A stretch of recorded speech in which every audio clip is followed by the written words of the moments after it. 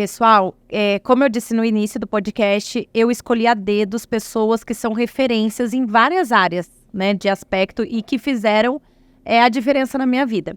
E uma delas, que é para essa convidada tão especial, é a Vivian, né? Quando ela chegou transformando, ela chegou trazendo outra visão, que é algo assim, que eu tapava os olhos, fazia assim, que eu não queria enxergar.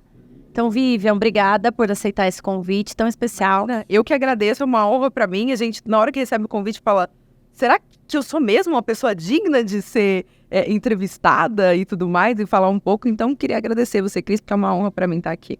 Você mexe com todo esse sistema financeiro que é tão importante. É verdade. Né? Nós falamos hoje da parte da saúde da mulher e o envolvimento que tem isso na parte do empreendedorismo. Nós falamos sobre a espiritualidade, o quanto isso influencia. Nós estávamos, inclusive, tomando café agora, a gente pôde ver isso. A gente está em equilíbrio. E agora, nada mais do que o financeiro, que impacta. Não tem jeito de eu ter uma qualidade de vida, de eu ter uma espiritual, igual eu falo, a gente poder proporcionar uma terapia, se eu não tenho finanças. Exato. Né? Então, me conta um pouquinho como você iniciou nessa área, um pouquinho da sua carreira, conta pra gente. Então, na verdade, quando eu tinha 16 anos, eu comecei num estágio onde o dono da empresa tinha feito uma transição, estava com uma equipe muito antiga e estava com alguns problemas, então ele contratou vários estagiários e ele sentou todo mundo num sofá parecido com o que você tá e falou assim, fulano, você vai pra logística, você vai pra expedição, e olhou pra mim e falou, você vai pro financeiro. E aí, eu não sabia nada, até porque, assim, nunca tinha trabalhado fora, nunca tinha feito nada, e eu comecei a aprender principalmente da parte da execução. Então, assim, como que você fazia pagamento de contas, como que você lidava com o recebimento, como que você cobrava. Era uma empresa onde eu precisava realmente estar em todos esses aspectos. E aprender isso, assim, no dia a dia me ajudou a ter uma vivência e adquirir uma certa convivência com aquele ambiente. Aí depois, quando eu fui fazer faculdade de administração, aí eu fui trabalhar numa empresa com um porte maior fazendo a mesma coisa. Depois fui trabalhar no banco. E aí isso acabou interferindo no ecossistema onde eu vivia e na forma como eu enxergava as coisas. No banco, por exemplo, quando eu estava lá, eu imaginava que eu ia ser uma profissional que ia realmente fazer a instrução das pessoas, a instrução financeira, como a gente faz hoje. Só que quando você trabalha no banco, na verdade você é um vendedor de produtos financeiros. E as pessoas, quando elas chegam na agência, elas não têm muita noção. Hoje em dia, o ambiente bancário está bem diferente, principalmente por estar muito mais competitivo do que antigamente. Só que antes, a única referência do que é bom ou não era justamente o gerente de banco que você encontrava. É lógico que a gente tinha essa instrução, a gente tinha essa informação relevante para passar para o público de maneira geral. Mas essa informação ela não era passada porque havia um conflito de interesses, de você ter que indicar produtos financeiros que, na verdade, estavam dentro da meta do banco. E aí, o que acontece? Quando tem esse conflito de interesses, principalmente nas pessoas que têm menos informação, isso acaba interferindo com que elas façam más escolhas para o seu patrimônio, na forma de guardar dinheiro. Se comprometem, né? Acabam se comprometem. Então, assim, eles vão pro emocional. Você tá vendo que até no finanças... Muito. Na verdade, não tem como separar essas duas coisas, entendeu? As finanças, elas são realmente muito emocionais. E aí, até o fato dela ser emocional me prejudicou até de continuar naquele trabalho. Porque eu não conseguia entender esse conflito, fazer isso e dormir bem à noite. Então, aí eu falei... A maior parte de quem trabalha no banco acontece isso, né, Via? Exatamente. Ou tem depressão, porque não aguenta pressão.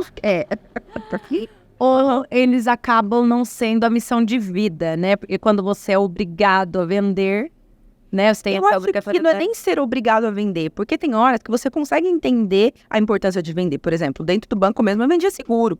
Eu já tive que fazer sinistro de seguro, que eu olhei e falei assim, ainda bem que essa pessoa salvou a vida da pessoa. Exato.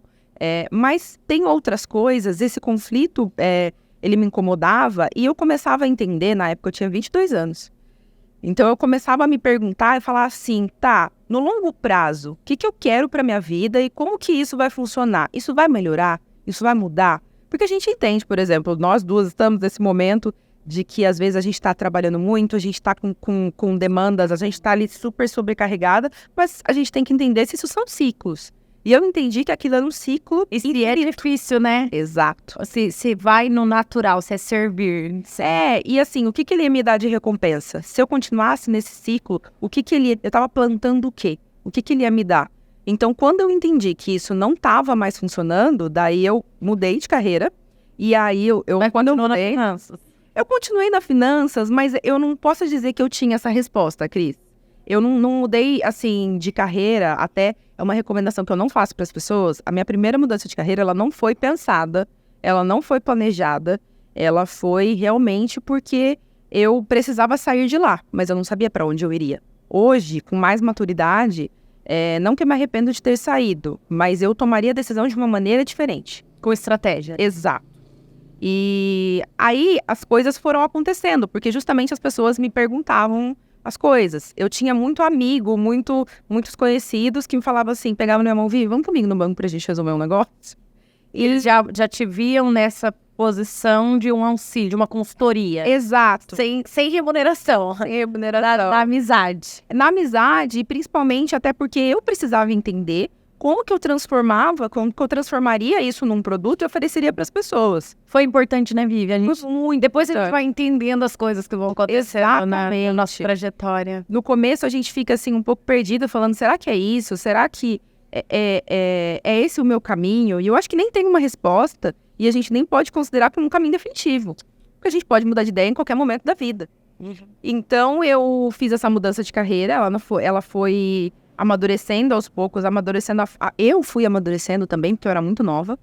E a forma também como eu atendi os meus clientes, eles mesmos foram me puxando para as coisas que eles queriam, e eu fui entendendo qual que era a necessidade dos meus clientes. Eu, por ser mulher, por ser mais nova, eu tinha um índice de atendimento de mulheres, meus clientes 90% eram mulheres. Então, o meu marido ainda brinca comigo que a gente ainda tinha o show do milhão da Vivian. Que era assim, sentar a dona de empresa, o marido do lado, e o marido me questionar de várias coisas que muitas vezes não tinham nada a ver com o meu trabalho. Mas para eu mostrar o valor e transmitir naquele momento de se eu era capaz. Confiança, né? Exato. Eu acho que esse é um nosso dilema no mercado de trabalho, é se posicionar como mulher, né? Exato. Assim, como que ela tem toda essa capacidade, essa competência, esse conhecimento tão nova, bonita, né? Dona de si. Então, eu acho que isso reflete, né, Vivian? Reflete demais, Cris. E assim, até pra gente se convencer. Porque se tem tanta gente do lado de fora questionando se a gente tá fazendo algo correto, se a gente é capaz, claro que a gente absorve isso ao longo do tempo. Claro que a gente absorve expectativas, que a gente absorve coisas que a gente não deveria. Coisas que... pessoas falando que, não vai dar, você não pode sonhar com isso. Eu tive um dilema, assim, de... Quando eu fiz 18 anos, se eu saía fazer faculdade fora, se eu não saía. Decidi ficar em São José, e aí eu falava, putz, será que eu perdi alguma oportunidade? Como que eu estaria se eu tivesse lá, se eu tivesse tomado outra decisão? Ou seja, você se questionava bastante? Muito, muito, assim... Não acontece comigo? Verdade, não me questiono. Não é nem me questionar. Assim, é me perguntar como teria sido. Entendeu? Você tenta se ver ali atrás, né? Assim, eu sei que seria uma trajetória diferente em vários aspectos, porque hoje, com 32 anos, eu comecei a trabalhar com 16. Eu tenho 16 anos de mercado de trabalho. Então, se eu tivesse optado por outro caminho, talvez eu não teria a maturidade que eu tenho agora. Então...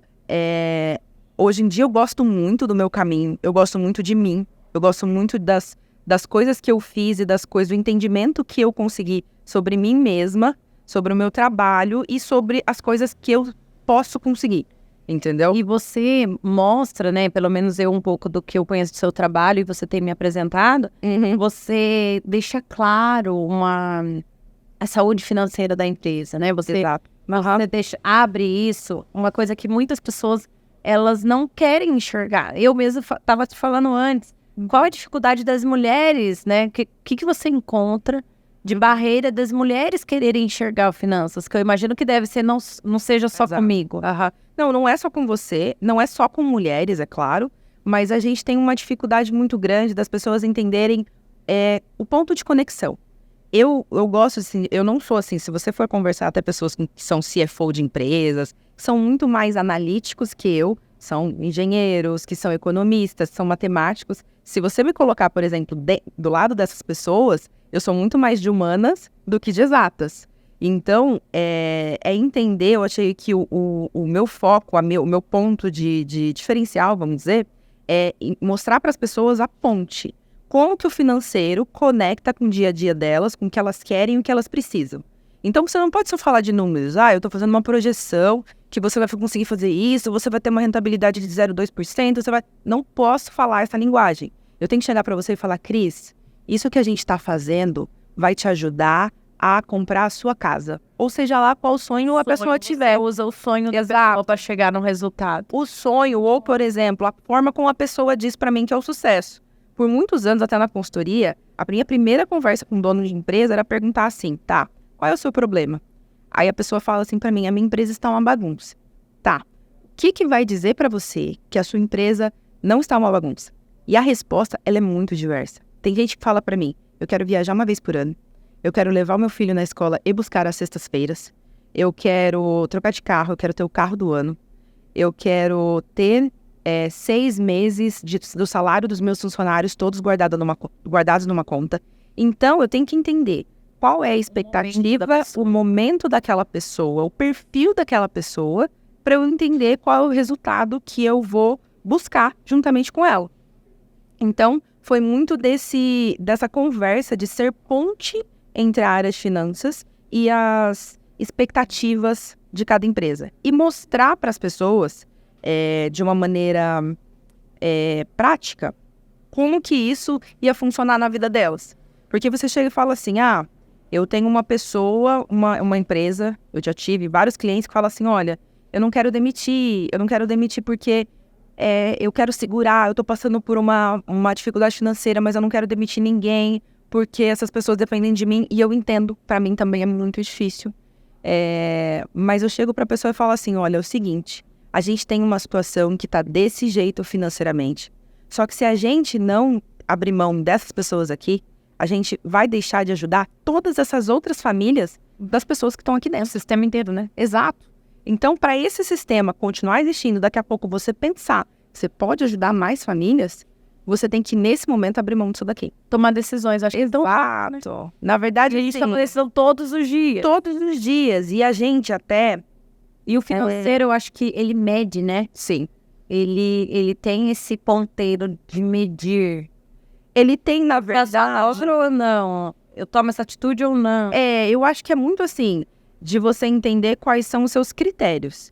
Do tipo, eu tenho critérios com clientes em situações difíceis. Do tipo, olha, se a gente chegar num débito de tanto, acabou. Ou então, eu não vou trabalhar com capital de giro de banco, para mim é inadmissível pedir empréstimo. Pedir empréstimo não é uma coisa ruim. Alavancar a empresa não é uma coisa ruim. Só que a gente tem um costume, uma criação, uma demonização até do dinheiro. É pecado ganhar dinheiro. É pecado você... Eu falo isso performar, entendeu? Parece que você tá fazendo mal para alguém, que você tá ferindo alguém. Claro que você não vai usar métodos escusos ou prejudicar outras pessoas para que você possa ter seu retorno financeiro. Mas que você saiba utilizar os recursos que você quer e pode com inteligência. Isso que você tá me falando também vem junto com as crenças. Quando a gente fala de, não quero ser rico. Tem pessoas que não querem olhar para o dinheiro com medo, né? E eu tinha esse trauma. Porque eu queria honrar da onde eu saí, né? Então eu falava assim, não é possível, eu não quero. Muitas vezes meu filho falava, você comprou isso, mãe, você é rica. Né? Mãe, você comprou um Gucci, você é rica, você comprou... E isso me incomodava. Eu fui tratar, inclusive, na psicóloga. Daí ela falou assim, caramba, por que será? Você tá com medo de ser rejeitada do seu sistema, da sua família? O que você tá presa? Exato. Ser rico não é ruim. É que nem aquele elogio. Eu brinco com as minhas amigas que eu não gosto que elas recusem elogio. Porque você chega e fala assim pra mulher, nossa, eu adorei a sua blusa. As minhas amigas, na maioria das... Isso aqui? Eu paguei R$10. Não sei aonde. Imagina, é velha? É não sei o quê. Até hoje a gente conversou sobre isso. Eu já tava fugindo. Então, assim, aí eu brinco com as mães e falo assim, você volta, dá 2 passos pra trás, você vem aqui e você fala, obrigada. É só isso que eu preciso de você. Você não precisa me contar quando você comprou, quanto você pagou. E se você tiver pago caro, eu não tô nem aí pra isso. Então, Entendeu? isso e a gente pensa que não, mas isso impacta no financeiro. É você não querer olhar os números, olhar a sua capacidade, né, de fazer mais dinheiro. Exato. E eu estou nesse processo de trabalho também, porque eu não queria ver os números da minha empresa. Exato. Vivian chegou até, inclusive, esse ano, ela falou, meu Deus, você cresceu, né, Vivian? Falei pra Cris que ela cresceu e assim, a gente vê que a gente cresce, mas ao mesmo tempo a gente tem que ver se esse crescimento é sustentável. E eu tenho um cliente numa situação também parecida com a sua que cresceu e ele falou assim, nossa, mas eu tô sem dinheiro. Calma, é que você cresceu e aí outras coisas dentro do seu universo mudaram, dentro da sua empresa. Vão se adaptando. Vão se adaptando, a gente cresce, a gente muda. A gente muda, por exemplo, de padrão financeiro. Quando eu tinha 16 anos e comecei a trabalhar, eu tinha um determinado padrão de achar uma coisa cara ou barata. E hoje em dia esse padrão, graças a Deus, mudou. Nós vai ficar um mês na Europa, né, Vivian? Fazendo inveja, você acha que as finanças têm que estar como? Dormir em euro, tá? Dormir em euro. Não dormir. Lembra que você falou que eu fui pra França? Você falou, lembro. Cris, não vai dormir. Não vai dormir, que você vai dormir em euro. Eu brinco com isso pra gente aproveitar realmente todo o tempo que a gente tá lá. Então, viajar, como você falou, é uma coisa muito importante pra mim. Então, assim, às vezes, que nem as pessoas olham, você tá lá na Europa. Ninguém olha que eu estou comendo, almoçando, jantando croissant de €1. Entendeu? Na onde que você achou esse croissant de €1, minha querida? Te conto. Porque os meus cafés custavam o mais barato €12. É que faz tempo isso que eu tô falando, mas tinha um negócio de... Eu só almoçava em restaurante que tinha uma luzinha na porta, escrito prato do Verdade, dia. lá tem. E aí aparece o preço da refeição completa, mas você não pode tomar refrigerante. Não pode, você toma água que vem uma garrafa da torneira, porque lá diz que é bom, né? E é de graça, né, na verdade. É tipo, incluso no pacote. No pacote. A primeira vez que eu viajei, na verdade, eu caí nessa. Porque eu e minha tia, a gente foi almoçar num restaurante e tava escrito Prato do Ju, €8. Faz 10 anos isso. Aí a gente entrou no restaurante, pedimos uma Coca-Cola, que veio num copo grande, assim. Que é bonito de se ver. Não sei o quê. E a bebida, por algum motivo, eles não eram obrigados a colocar o preço no cardápio. Aí quando chegou era mais caro do que o prato. Lá é fato. O almoço, acho que foi €8 e a Coca-Cola foi 10. Aí eu pôr a conta assim na mão, minha tia que foi. Eu falei assim, bebe bem, porque essa é a Coca mais cara que a gente tá tomando na vida. Então, assim, na verdade são priorizações. Eu entendo, por exemplo, que tem gente que prefere falar assim, eu não quero viajar, mas eu quero estar aqui no Brasil, eu quero... Desfrutar, eu quero um carro melhor, eu quero viajar todo final de semana para lugares mais pertos, e eu quero, quando eu viajar, eu quero para um resort, eu quero... Então, assim, são escolhas que a gente faz. E essas escolhas que vão dizer muito de como que vai ser a sua vida, de como que você aproveita a sua vida, como que você aproveita seus recursos. Eu não gosto de ficar assim também pregando para todo mundo. Eu não acho também, não tenho os meus erros e as minhas coisas que eu fiz e que eu faço. E às vezes é mais fácil até você olhar o da outra pessoa e ajudar a outra pessoa a resolver o problema dela. Por isso que às vezes eu converso com outras pessoas para me ajudar no meu. Porque você tem que entender... Eu encaro as coisas como viver de uma maneira mais leve. Você tem emergência, você tem momentos na vida onde as coisas escapam por entre os seus dedos. O que você pode fazer é tentar se prevenir para esses momentos, porque eles vão acontecer. Eu brinco assim com da vida adulta. Tipo assim, você respirou R$1.000, você respirou... Aí, nossa, você fala, esse mês não pode acontecer mais nada. Aí você bate o carro. Aí você... Entendeu? Esse mês não pode. Aí esse mês não pode. Aí você tem alguma outra emergência, alguma coisa que é importante para você cuidar daquilo e que você acaba precisando dar atenção. E às vezes a atenção é financeira. De alguma maneira. A maior parte sempre vai ser financeiro, porque nosso tempo é dinheiro e a gente acaba se expondo. Principalmente pra gente que é empreendedor. É isso que você falou. Como o nosso tempo é dinheiro, a gente fica, por exemplo, eu vou ficar trabalhando aqui até tarde, porque o meu tempo é dinheiro. E quanto mais eu trabalhar, mais eu vou ganhar dinheiro. Mas, por exemplo, se eu ficar 16, 18 horas na frente do computador, você acha que elas rendem? Sabe? Então, como que eu posso transformar isso em ferramenta? Poxa, mas se eu for deitar, se eu fizer uma atividade física, se eu me divertir com os meus amigos, isso vai fazer com que eu produza muito mais do meu trabalho e isso vai me dar mais dinheiro. Então, esse entendimento também é legal. Ou então... Você tem essa clareza, né? Essa clareza. Ou então, isso aqui eu não faço bem. eu não consigo fazer bem, eu vou demorar muito para fazer e o trabalho não vai ficar bom. Então é melhor que eu tenha outra pessoa que me ajude e que faça isso para mim, para que eu consiga colocar a minha energia em outras coisas. Para mim, por exemplo, é muito básico, não é muito básico, porque eu não sei fazer. Eu não cozinho. Porque realmente não é algo que eu gosto de fazer, que eu me sinto bem em fazer. Para mim, não é nada prazeroso cozinhar. E eu tenho um marido que cozinha muito bem. Por que será, né? Por quê, né? Porque isso dá praticidade dos números. Exato. E porque assim, o parar o trabalho para ir lá, você tem que pensar. Porque, como você falou, pensar dá trabalho. Aí, a vida da mulher moderna, você pensa, eu vou tirar do congelador, eu vou fazer, eu vou não sei o quê, vou fazer compra. Criar, né? Criar pra... Não acontece. Então, assim, eu tenho pessoas à minha volta que cozinham muito bem e que me ajudam principalmente nessa parte. E que eu consigo ajudá-los em outras partes, onde eu sei que é aplicar melhor o meu tempo. É o dar e receber que nós estávamos falando agora há pouco com a Bia. Exato. Ô, Bívia, para finalizar, eu acho uma área muito importante que você vem desbravando. E nasceu aí uma startup, algo que revolucionário. Quando você me contou a ideia, você estava assim como eu, numa euforia, que a gente entra nessa euforia quando nós estamos num processo hoje analisando, quando o nosso cérebro está mandando muita informação para que aquilo expanda, para que aquilo saia esse projeto desenvolva, a gente entra nessa euforia. É verdade. Eu digo que é uma energia masculina. Teve um dia que nós fomos tomar um café, na verdade nós tomamos um espumante e a Vivian chegou numa euforia que eu falei, fica calma que eu me vejo, eu sei como funciona isso, acontece isso comigo. Conta um pouquinho desse projeto que já nasceu, esse filho, está aí já no mercado. Eu tenho indicado muito, inclusive, para o meu Muito obrigada. Porque existem muitos empreendedores no Brasil, principalmente os pequenos empreendedores, que utilizam maquininha de cartão. E essas maquininhas, elas têm taxas muito significativas em cima do faturamento do empreendedor.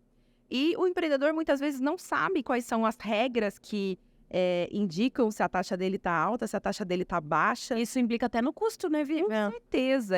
Implica, assim,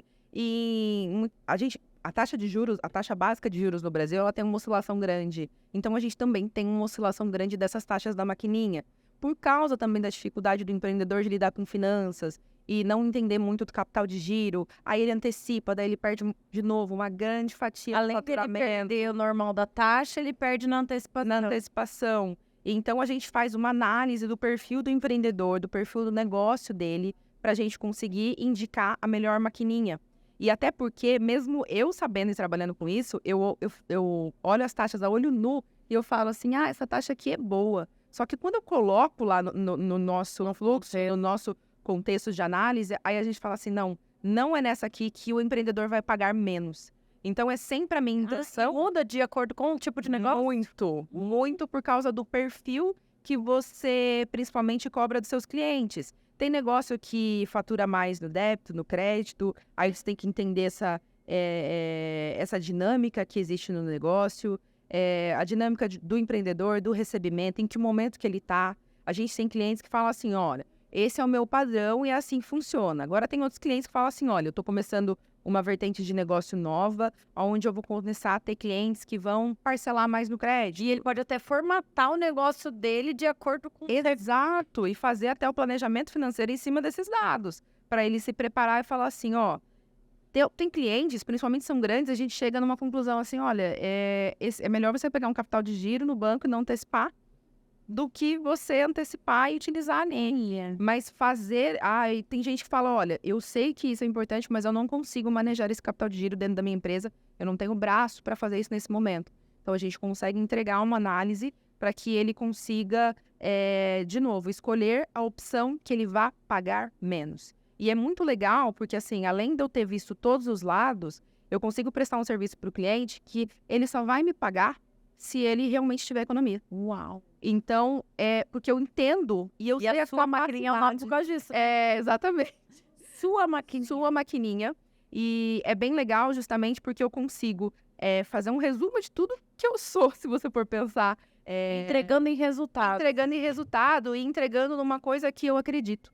Entregando numa coisa que é acreditar no empreendedor e acreditar que isso pode ajudá-lo no dia a dia, a que ele consiga gerenciar melhor o seu negócio. A gente sabe que o brasileiro tem muita dificuldade de gerenciar negócio, que o índice de empresas que morrem nos primeiros anos, os índices de empresas que fecharam durante a pandemia, ele é muito grande. Então, conseguir, ao mesmo tempo, ter uma empresa rentável, pessoas em volta de mim que já acreditaram nessa empresa desde o começo, isso me dá muito orgulho, isso me dá muita responsabilidade também.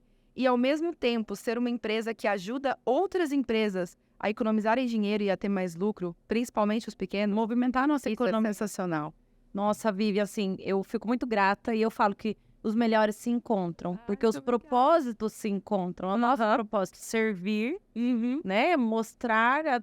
Eu, muitas vezes, eu faço isso, eu faço um planejamento tributário, eu entrego antes de eu cobrar o meu trabalho de contabilidade, por acreditar nesse propósito, igual você, de fazer a diferença. Exato. E o dinheiro é a consequência de tudo Exato, isso. o dinheiro é a consequência disso. Você quer deixar uma mensagem para as mulheres empreendedoras, para todos os empreendedores em si? Olha, deixa eu pensar. Você me pega de surpresa.